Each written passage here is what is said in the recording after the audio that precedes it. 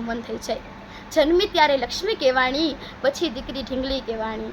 કે જન્મી ત્યારે લક્ષ્મી કહેવાણી, પછી ઢીંગલી કહેવાણી। સાંસારિક જીવનના બંધનો બાંધ્યા છતાં દીકરી એક પત્ની કહેવાણી। બે ચાર અસામાજિક તત્વોને કારણે દીકરી જોખમી કહેવાણી।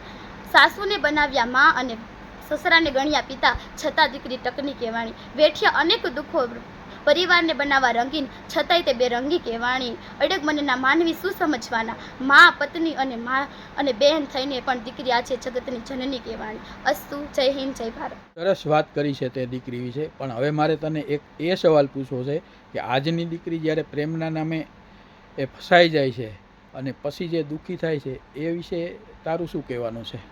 દીકરી સ્વતંત્ર બની ગઈ છે। જો પોતાના મા બાપ જે તેના દીકરીના મા બાપ હોય છે તે તેને ભણવા માટે બહાર પણ મૂકી રહ્યા છે, પરંતુ દીકરી આ પ્રેમ લગ્નની વાતો કેમ કરે છે ને એ કાંઈ સમજાતું નથી।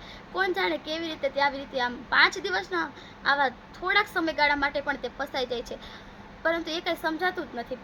તે પોતાના મા બાપને તો જોતી જ નથી કે 1 થી 20 વર્ષની જન્મી ત્યારથી તેને 20 વર્ષની કરી, તેના બધા લાડકોટ પૂરા કર્યા, પરંતુ આ જ્યારે 20 વર્ષની થઈ જાય છે ત્યારે એક છોકરા પાછળ પોતાના મા બાપને કેવી રીતે છોડી દે છે, પોતાના સમાજને કેવી રીતે છોડી દે એ કાંઈ સમજાતું નથી।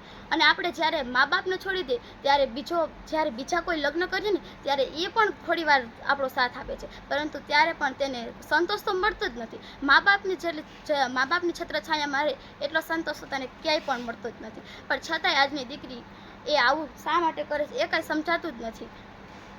આજની દીકરી પ્રેમ લગ્ન કરે છે, 5 દિવસ માટે તે એક છોકરો ગમે તેની એની વાતોમાં પોતાના બંગલા બતાવી અને પોતાની એ દીકરીને ફસાવી લે છે, પછી પોતાના ઘરે પણ લઈ જાય છે, પણ જ્યારે પછી તેને માથે હત્યાઓ કરે છે, ઘણું બધું કરે છે, પરંતુ આજની દીકરીને એટલી સમજણ શક્તિ પણ નથી કે મારા મા બાપની હું ના થઈ તો હું એની શું થઈશ। એક દીકરાઓને પણ સમજાતું નથી કે એ દીકરીના મા બાપની નથી તો એ મારી હું થશે।